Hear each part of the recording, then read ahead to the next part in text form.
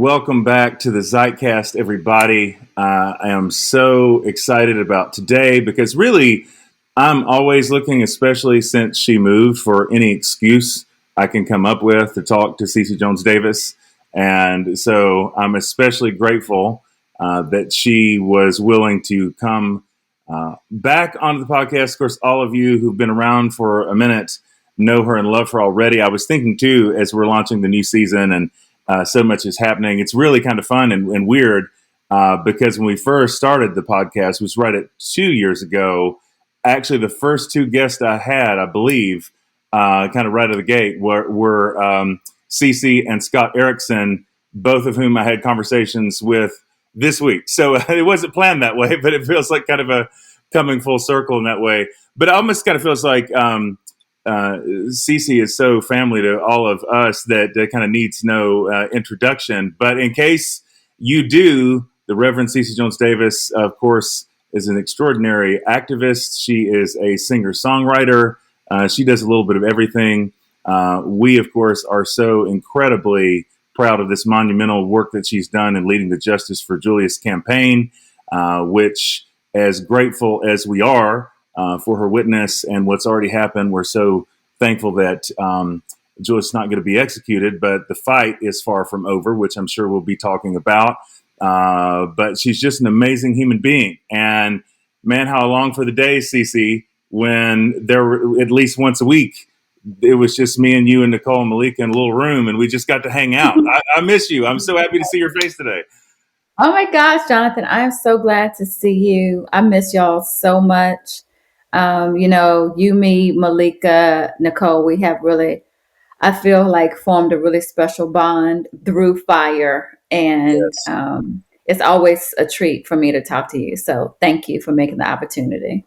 Oh, it's always an honor. I mean, I know you're busier than ever. Lots of irons in the fire, which kind of sets up a little bit for where we're going. I want to talk about the work and I want to talk about where things are because I've thought about that for people who've been kind of following on my end, I'm sure they would love to have a bit of an update on everything. But I was thinking even how we talk about that today, because I do know we want to have a conversation that's a little more personal, reflective, a little more soulish. Maybe this is a good way of leaning in. Let's start for a moment just with you. So the Justice for Julius movement, truly I don't know what you. I mean, throw out all the biblical parallels to make it about Moses, make it David and Goliath, like whatever. I mean, it's the mustard seed. It was something that was small, something that was began in faith and in hope, that's turned into a national and global movement with all kinds of support. Of course, the last few months I know have been incredibly. I can't even imagine how draining it's been emotionally and spiritually and in every other way physically. So maybe kind of first and foremost, how are you doing kind of in Yeah. the thick of all this? So yeah, Jonathan, I thank you for asking. How am I? I am, I feel like to a degree, recovering, those of us who were on the ground in Oklahoma, you know, fighting so hard, in the last 3 years, particularly those last 3 months, September through November, there was a lot on all of us.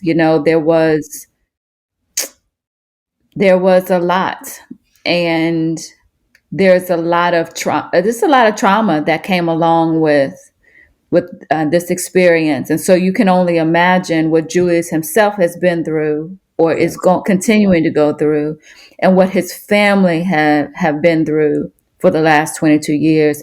Antoinette Jones, Mama Jones, and the family.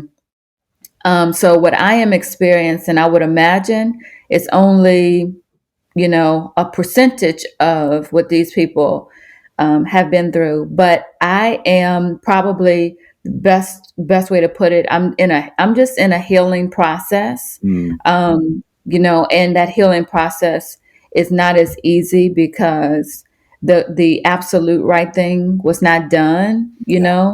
And it doesn't feel good to say to talk about these kinds of things in terms of winning and losing. Hmm. Um, but for lack of language, I don't feel we won. You Yeah. know what I mean?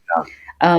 I'm deeply grateful that Julius is alive, but you know, life is more than just being alive, and Yes. he deserves to flourish, and he's not flourishing, and that's a lot. That's a lot to think about. Um, but I'm just trying to kind of regroup and listen to my own soul for a while and figure out what's next for him, for the movement, and for myself. Quick, quick follow up on that in particular, Cece, because I know like that day, and that's and part of Yeah, because you were there. yeah, so part of well, I feel part of the trauma of the whole. I would have to think for Julius, for everybody who loved him, is and the cruelty of how everything was handled when you push something like that, the decision to the last minute. Of course, there's going to be a palpable sense of relief, the kind of oh my God, he's going to be alive another day. But Right. I'm curious about how, even as you talked about how in your mind there's not a sense of we won. I know it's Mhm. ultimately not about how things translate, but so much of this has been, you have to think a lot about messaging and Mhm. how things are being received and kind of where a movement is or whatever. Because he wasn't executed, do you think a lot of people think of it as this has been won, this is over? Well, he's not being executed, so this is fine. Do you think that's what that Yeah, is the popular perception? A lot of people have gone on thinking things are fine now. I do. I do think that a lot of people have kind of adopted that idea that well, at least he's not dead. At least he wasn't executed. And what I'll say first about that is that you know Julius was very much prepared. You know, I have never been in a situation where I've had to prepare for death on a particular day. Mm-hmm. And that is what that man did in a really remarkable way. And he always said, I'm an innocent man. I'd rather die than spend the rest of my life in prison. And that's always been, really hard on all of us to hear because no matter what, we want him to live. Right. But he's taught me a great deal about about quality of life, about flourishing, about the value of life, and the decisions that every human being should be able to make for themselves. He's taught me a great deal about that. Um, and the truth of the matter is, no, we didn't win, and he is still in prison, and his quality of life is not good at all. Um, an innocent person should not be in prison in the first place. So the fact that he's cold, he doesn't have the blankets, the fact that you know,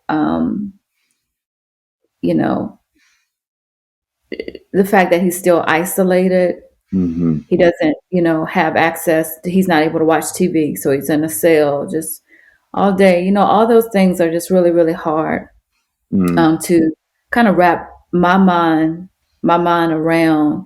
And there are people who feel like that should be good enough. And that's only because they don't have enough proximity. Right. You know, that's only because it's not them. It's only because it's not their brother or their son. Yeah. You know, it's only because it's not somebody that they know in their heart. Mm. Um, but for the rest of us, it's not good. It's not good enough. And so we have to really pray and figure out, what's possible, what's next. UCC. I mean, through all this, I don't think it would be possible to fight harder than you fought, or to to be any more aggressive in terms of putting your whole life on the line for something.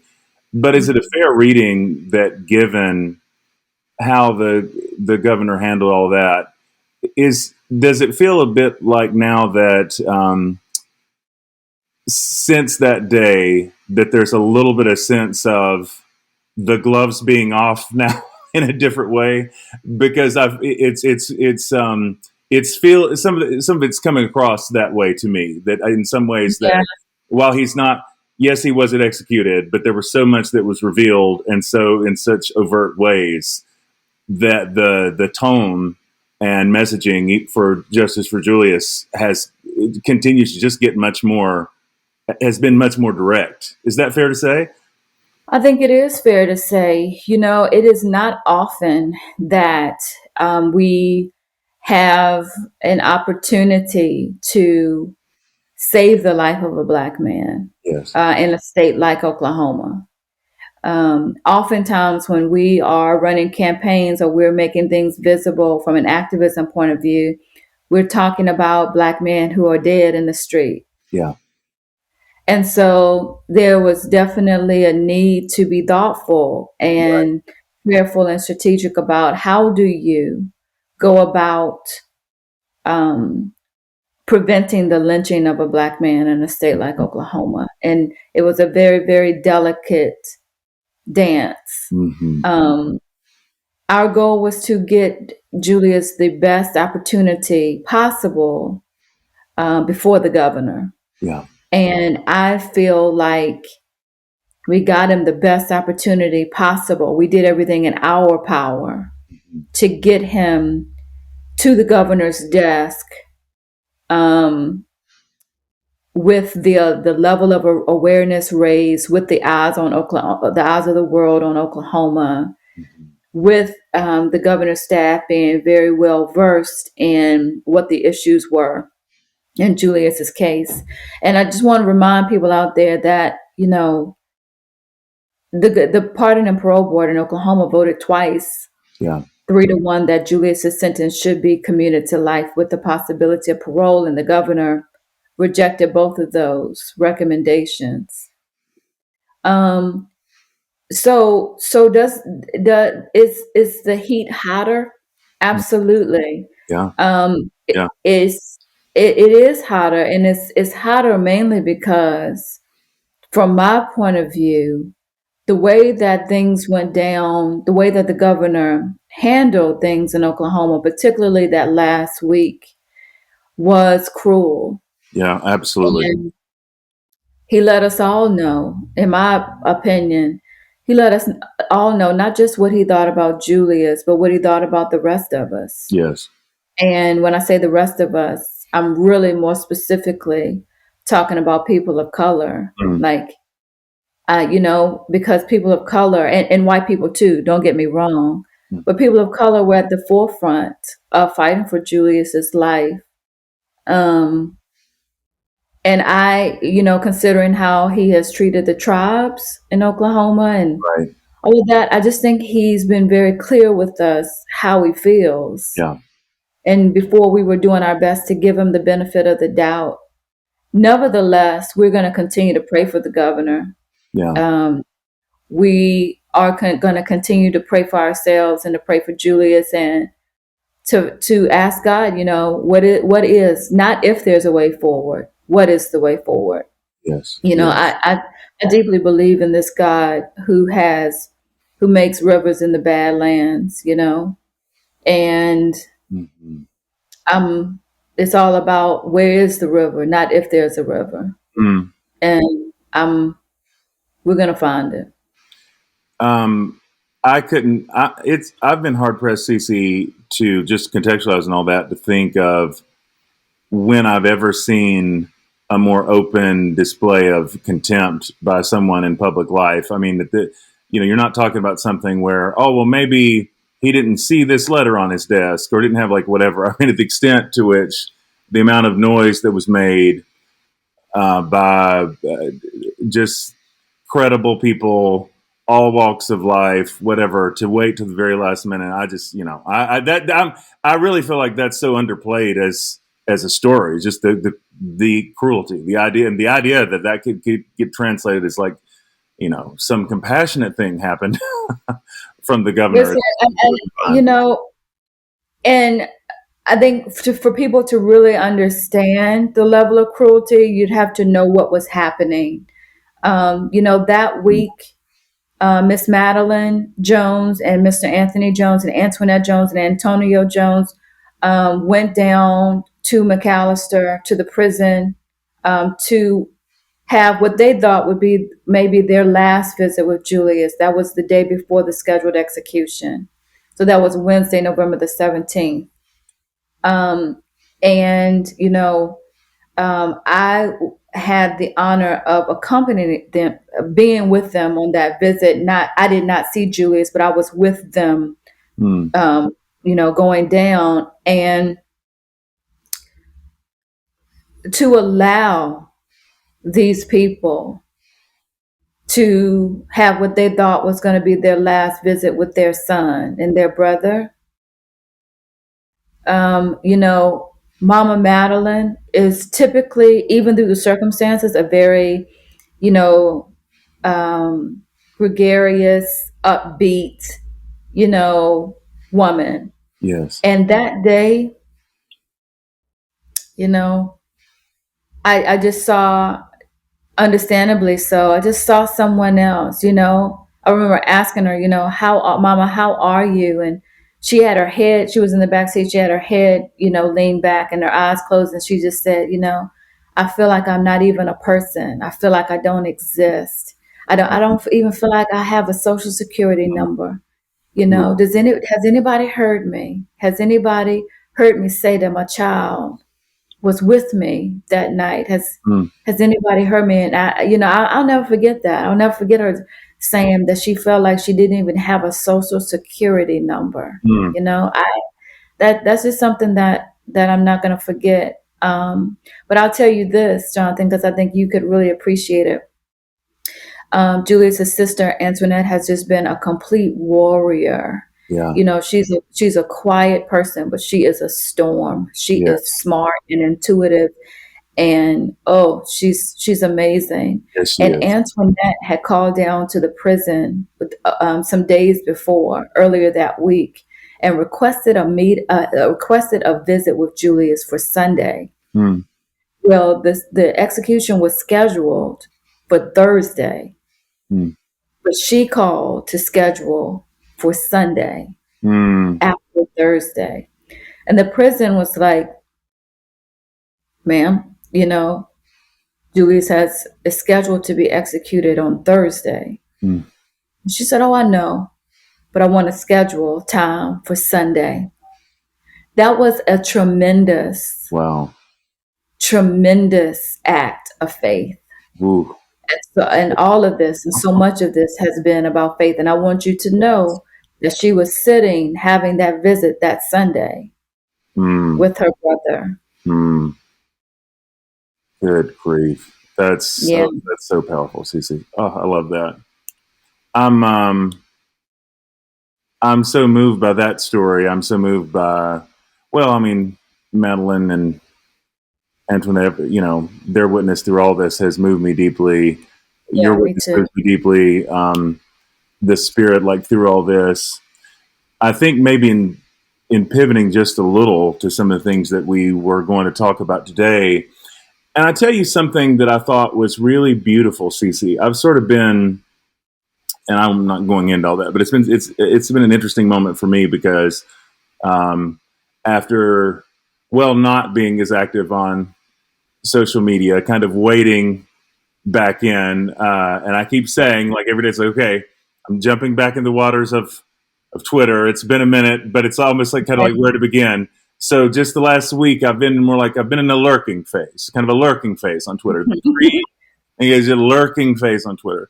And Right. my favorite thing that I saw and what hung with me, and I thought, okay, I wanted to make sure that I ask about that because I think even, thinking about some of the things that we're thinking about, you had a tweet. I'm trying to remember what the story was because there've been honestly several sad stories like this recently. A public suicide recently, Yeah. and you had this tweet of kind of and the spirit of it, at least I don't have it in front of me, was this Just idea. Yes, that's right. Yes, yes. but this idea of people will say, like, well, I just don't understand how anybody could do that. And you just had Yeah. this wonderfully vulnerable tweet of essentially saying, well, I can understand that. Like, I've had those kind of days, I've had those kind of moments where you feel that way. And I just thought, because I know, like, for me, I think things converging in my life, pandemic, like all the stuff, the way it happens. Different people for all kinds of reasons are dealing with despair. But I think, Cece, especially like when I look at you, I can't.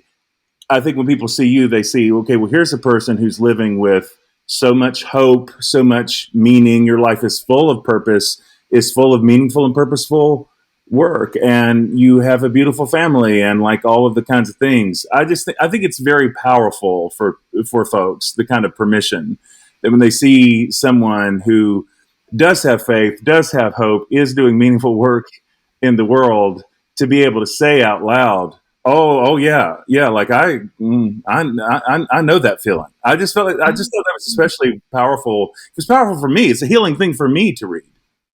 Right. Right. Like, listen, I there's not a lot of range of experience, range of emotion that any of us are not in touch with Yeah. if we're honest. Yes. You know what I mean? If we're honest. And I'm trying to find it. That's why I'm looking down so that I can read it for folks Yeah. who Yeah. are um yeah, so here's what I said. This was January 31st. People want to know how Chesley Christ or Christ, I don't know exactly how it's pronounced, a beautiful young woman with a bright future, jumped to her death. Easy. It's called Overwhelm. I've had a few of those days. Take a break. The mind is fragile. Get around your people and stay there until you feel hope again. You know, let me tell you something. We are creatures of limitations, and we can try to put on these capes and be out here like we can do all and conquer all and be all, but it does come to a place where your mind does let you know, hey, I've had enough. Yeah. you know and i I don't know anybody, because I'm surrounded by overachievers. I don't know anybody who has not experienced the depths of overwhelm, Mm. including myself. And sometimes overwhelm can make you look around your life and just look around the world and kind of say, huh, Mm. I'm a little bit tired of all of this. Yeah. You know, like if this is what life is, Mm-hmm. I might be able to do without this. Mm-hmm. And sometimes, I mean, those thoughts can come Yeah.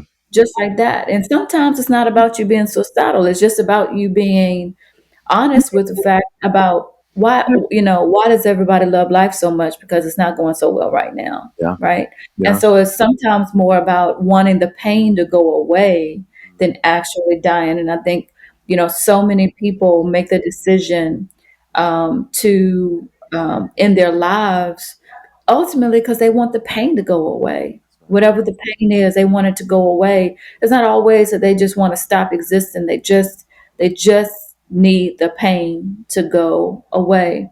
Yeah.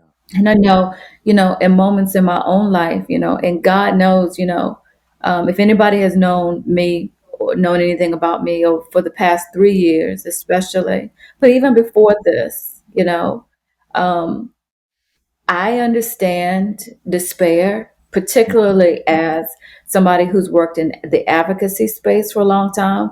I started out working in HIV/AIDS advocacy. I moved on to also be inclusive around women and girls issues. And I understand, man, when you look around and see the magnitude of our problems, Mm-hmm. and you think about how many people need so much help, Right. right? Um, sometimes that can make you feel smaller and smaller Yeah. and smaller and less significant. Like, I can't do nothing about this. You know what I mean? Like, this is way I'm trying to throw everything I got at it, but it's not enough, you know? And those kinds of things can really lead to despair, Yeah. Yeah. you know? Really can. And it's just a human experience.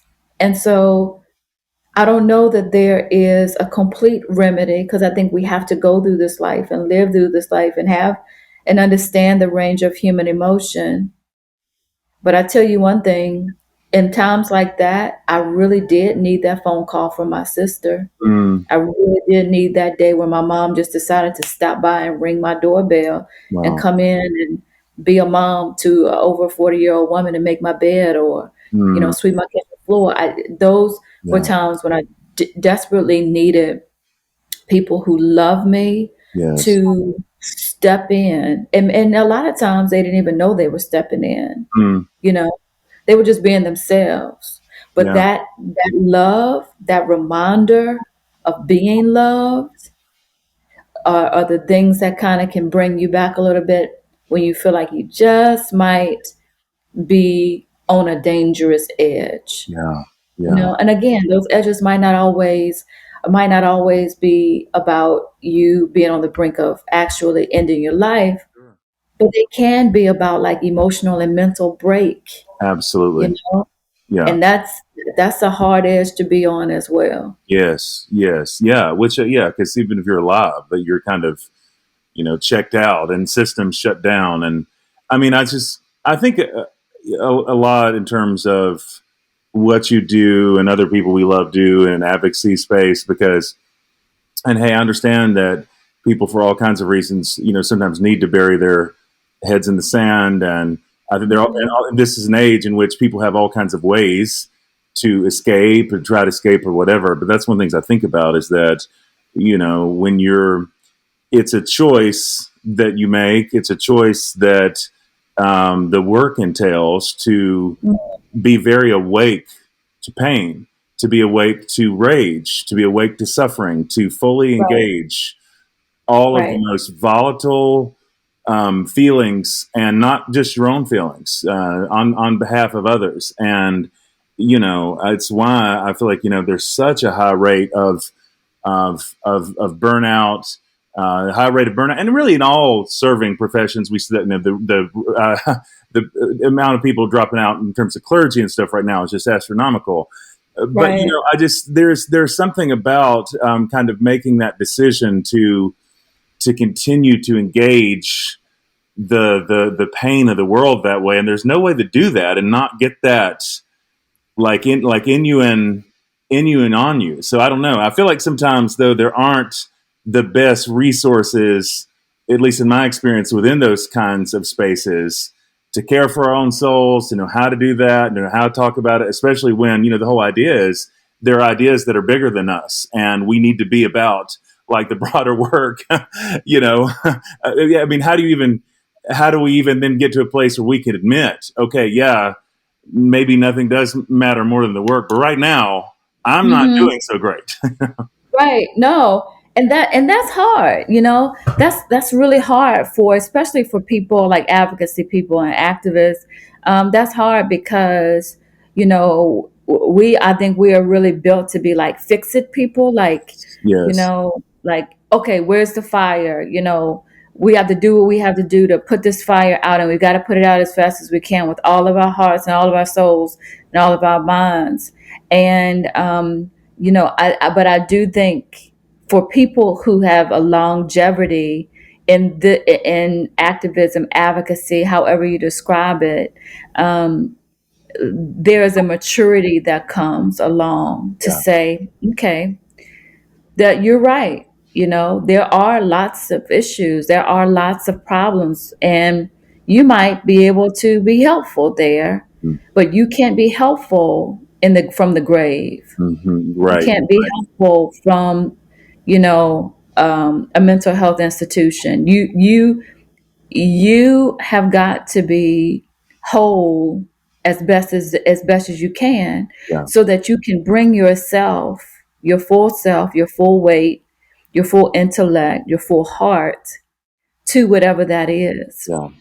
And I've heard people say that before, like things like that before, but I wasn't mature enough to Mm, really be able to receive it and to live it out and practice it. But now I get it, you mm, know? Now I get it. I understand how people fall out of heart attacks and strokes and, all kind of, terrible things when from stress and overwhelm and not knowing how to have some boundaries for yourself. I totally get it. And I'm trying to learn it better. I'm trying to apply those things to my life now. mm.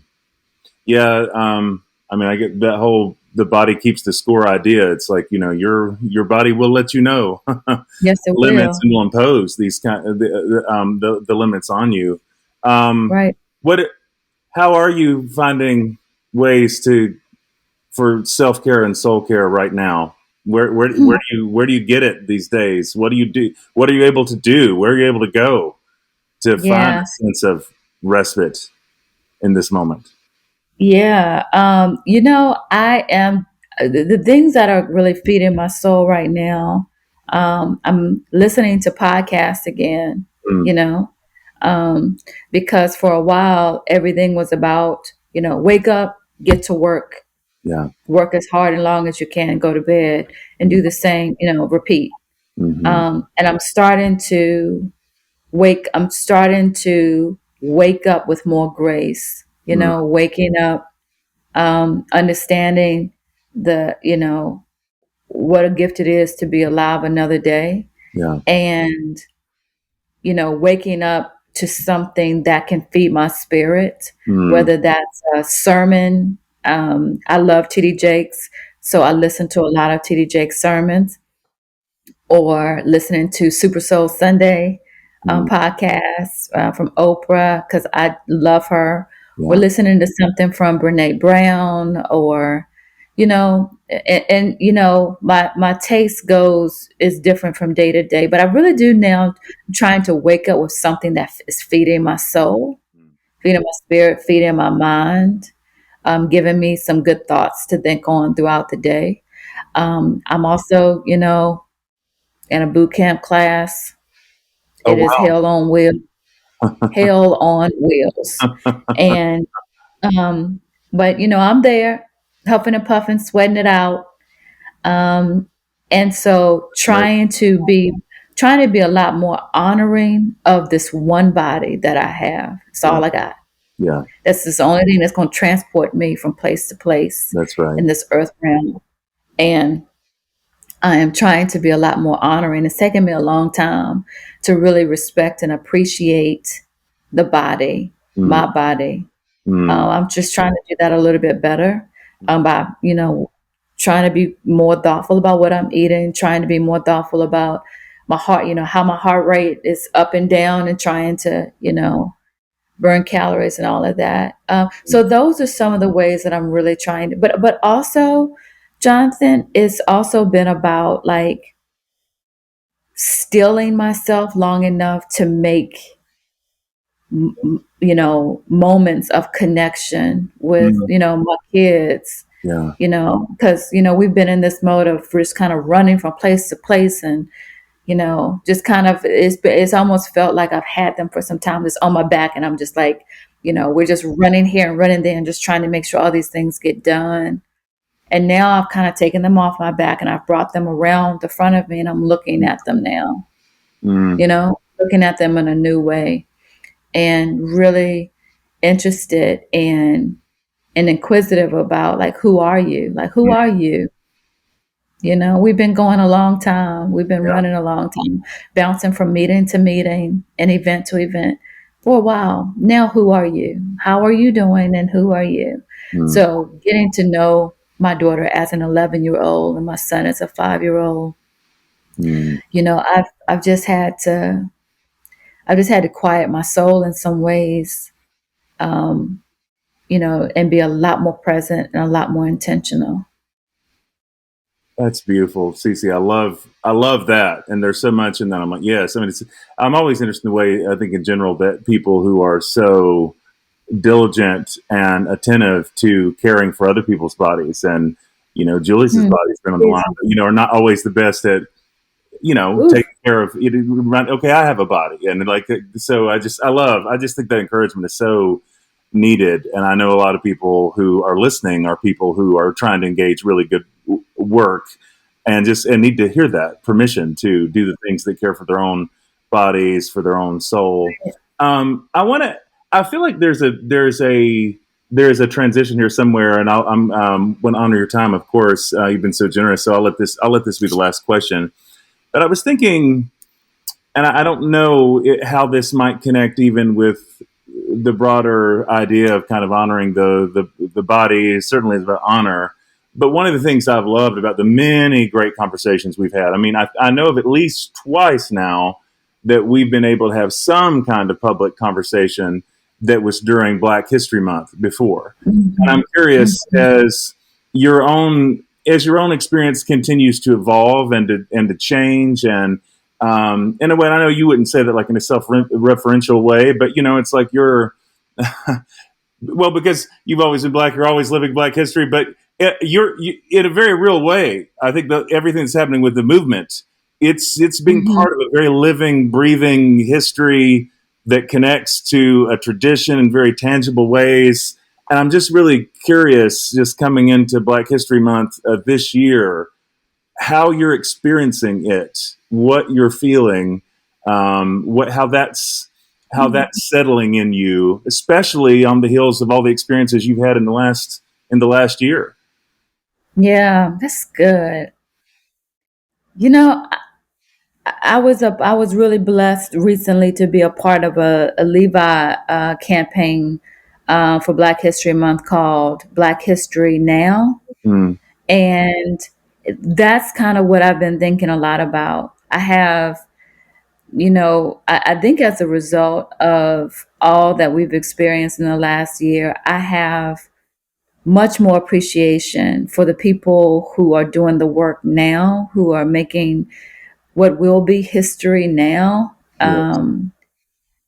And just, all the Black women who are writing and putting out awesome books, and, all of the people who are fighting for voting rights. There was just an activity down here a few weeks ago with, a group of organizers who were getting arrested for, protesting for voting rights. I think about, the folks who are lifting up the death penalty now as a racial justice issue.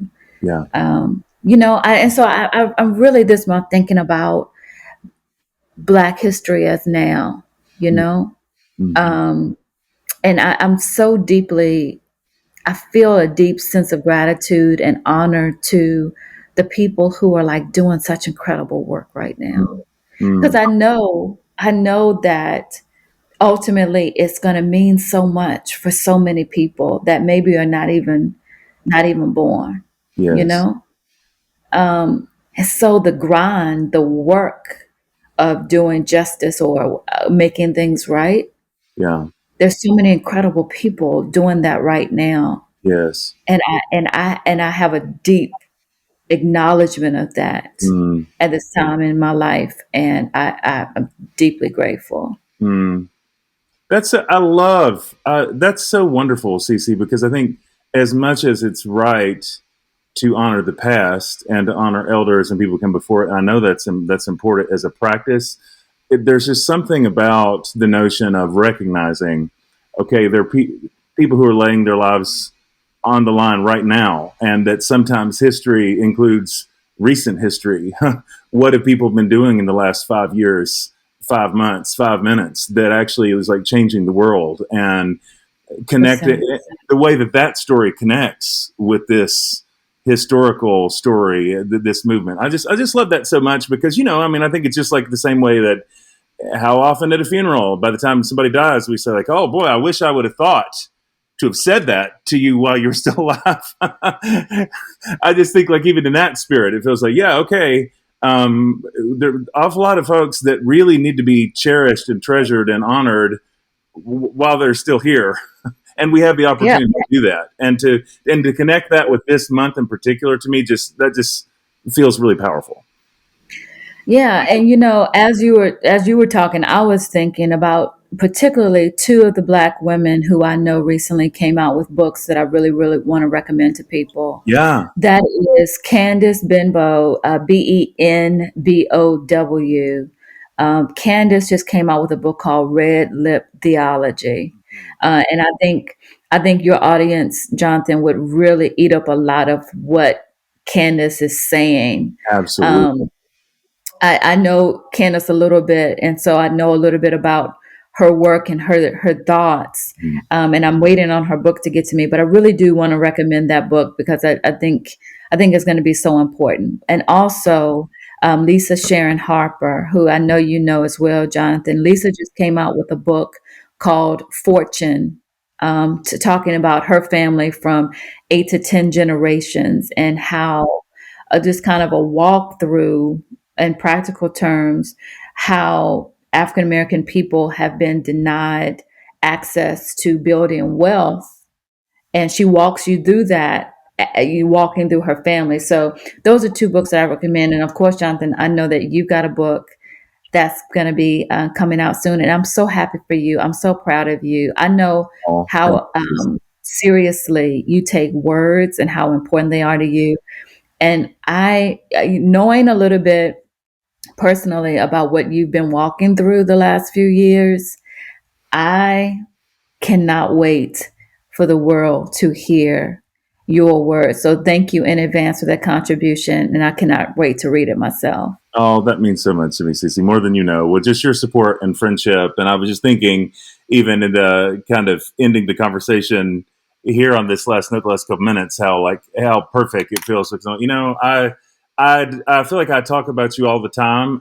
As little as we get to see each other right now, being in different Right. states, I just, you're always so heavy on my mind and on my heart. And I just hope that you feel how much that I celebrate you, treasure you, appreciate you, how much our community here, like you are just, you're such a hero to us. And not in that on a pedestal in a weird way. So then you can't be a real human being. Not like that. Like like we just so believe in you and so deeply love you and just are with you and everything. And so I just hope you know just how special you are, and to watch the kind of space that you've carved out in the world and the difference that you have made and are making. It's just absolutely extraordinary. I just hope you know just how loved you really are, my friend. I feel it, Jonathan, and I deeply appreciate it. You all in the table have been with me literally from the beginning and got behind me when I had some very strange notions about getting a man off death row in Oklahoma. And so I'm not going to ever forget that. I'm not going to ever forget you all's love and support and how you helped care for my soul at a time when I maybe I was losing it. Maybe I was on an edge. And you all really helped take care of me when I was in Oklahoma in a Mm. lot of ways. And I'm going to always be grateful for that. Oh, that's so lovely, Cece. Well, I think we were all weirdos in our own spaces in our own way, and finding each other, it's like we were able to kind of feel like, oh, we can fully be ourselves, and who we feel called to be with this group of people, and be all right, And Weirdos is the truth. We were some beautiful weirdos in Oklahoma, I promise yes, you. yes. Well, Cece, just again, just love you so much, my friend. Thank you for this conversation. It's been absolutely worth this, Anytime. and can't wait to see you again soon. And we hopefully sooner rather than later, definitely. 100%. I love talking to you, Jonathan. Let's do it again real soon, okay? Absolutely. Okay, take care, friend.